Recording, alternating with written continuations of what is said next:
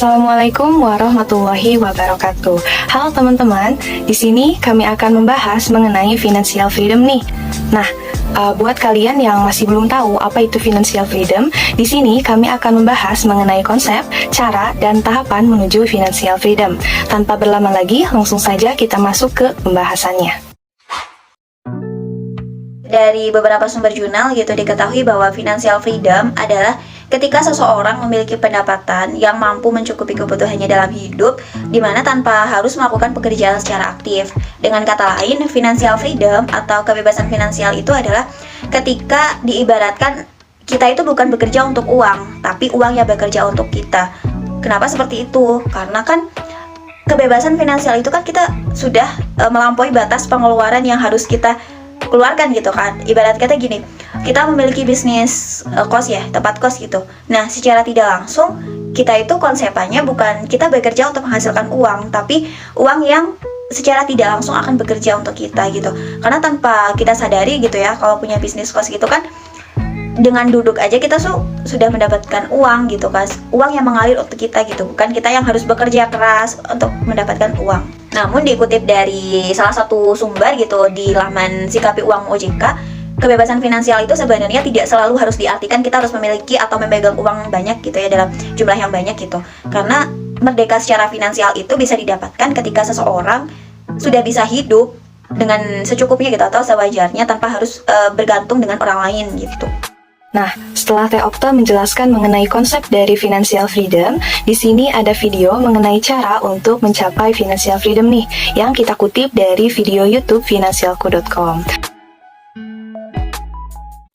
Materi selanjutnya itu mengenai tahapan menuju financial freedom dari level terendah hingga level tertinggi.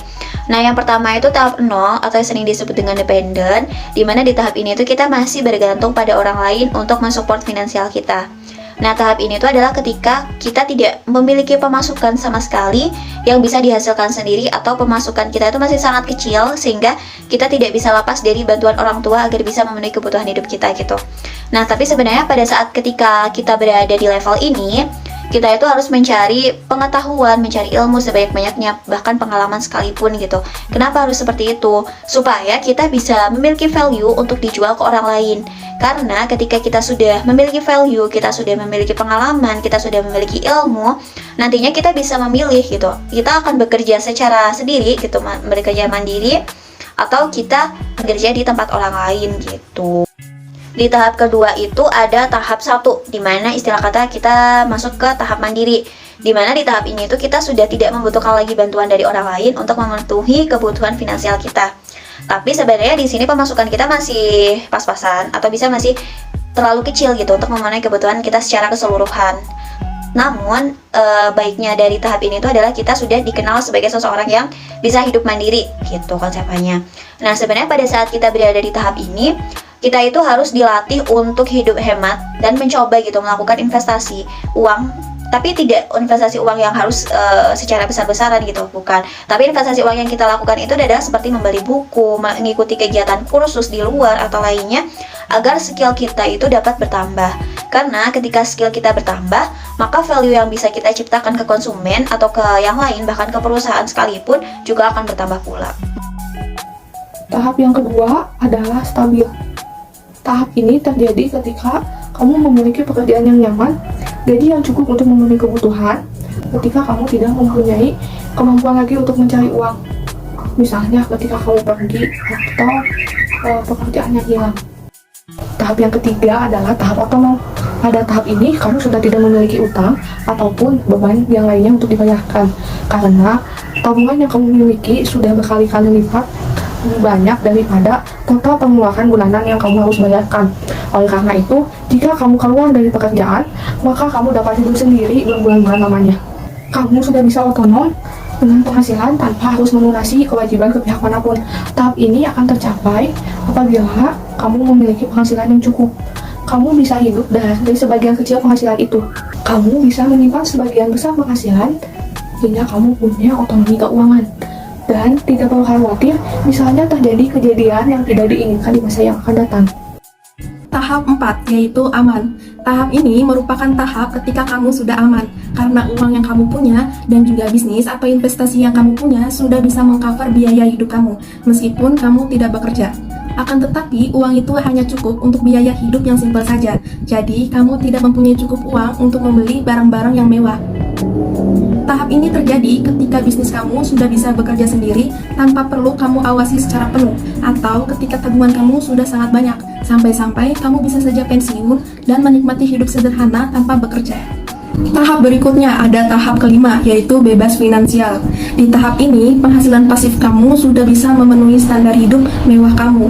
Tahap inilah yang sering disebut-sebut oleh banyak orang sebagai kebebasan finansial. Kamu sudah tidak perlu memikirkan lagi untuk bekerja, karena kamu bisa hidup mewah hanya dari penghasilan pasif kamu, bisa dari investasi, atau juga bisa dari bisnis yang kamu punya. Kemudian yang terakhir ada tahap 6, yaitu tahap kaya raya. Tahap ini adalah tahap di mana kekayaan kamu sudah banyak sekali. Bahkan, bisnis dan investasi kamu sudah sangat sukses. Saking banyaknya penghasilan, kamu bukan hanya bisa membiayai hidup mewah untuk diri kamu sendiri, tapi juga untuk seluruh keluarga kamu. Nah, teman-teman, sudah pada paham kan apa itu financial freedom? Jadi, financial freedom adalah kondisi pada saat seseorang memiliki pendapatan yang mencukupi segala kebutuhannya untuk hidup tanpa harus bekerja aktif. Nah, cara untuk mencapai kebebasan finansial yaitu dengan cara yang pertama, disiplin mengatur pos keuangan. Kemudian yang kedua, jangan biasakan untuk berhutang. Kemudian yang ketiga, pilih asuransi untuk amankan yang kamu miliki. Kemudian yang keempat, memiliki dana darurat. Dan yang kelima, segera berinvestasi. Nah, kemudian di sini ada tahapan menuju financial freedom. Yang pertama ada tahap 0 atau dependent, kemudian tahap 1 ada mandiri, ada tahap 2 yaitu stabil, ada tahap 3 yaitu otonom, tahap 4 yaitu aman, tahap 5 bebas finansial, dan tahap 6 atau tahap yang terakhir ini kaya raya. Nah, begitu teman-teman kesimpulannya dari pemaparan materi yang sudah kami jelaskan tadi. Baik, mungkin cukup sekian pemaparan materi yang bisa kami sampaikan. Semoga materi ini dapat memberikan pemahaman bagi kita semua ya. Saya, Syafina Azahra, mewakili teman-teman saya, pamit undur diri. Mohon maaf jika ada kesalahan selama pemaparan materi. Wassalamualaikum warahmatullahi wabarakatuh.